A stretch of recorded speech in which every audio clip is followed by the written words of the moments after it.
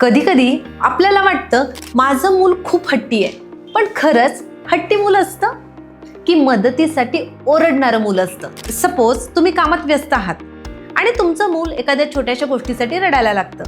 तुम्ही काय करता? समजावता, पण ते ऐकत नाही. तुम्ही पुन्हा एकदा समजावता आणि शेवटी ओरडता, किती हट्टी आहेस रे तू.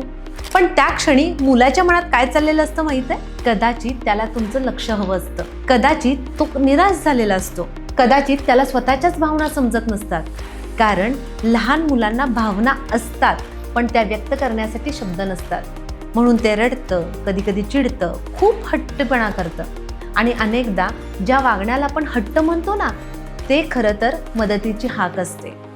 पुढच्या वेळी तुमचं मूल हट्ट करेल तेव्हा स्वतःला विचारा, हे मूल मला त्रास देतंय की काहीतरी सांगण्याचा प्रयत्न करतंय? हा विचारच तुमचं अख्खं पेरेंटिंग बदलू शकतं. कारण प्रत्येक हट्टी मुलामागे एक न ऐकलेली भावना असते.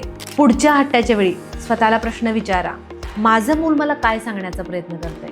आणि हा प्रश्न विसरू नये म्हणून ही रील सेव्ह करायला विसरू नका. धन्यवाद.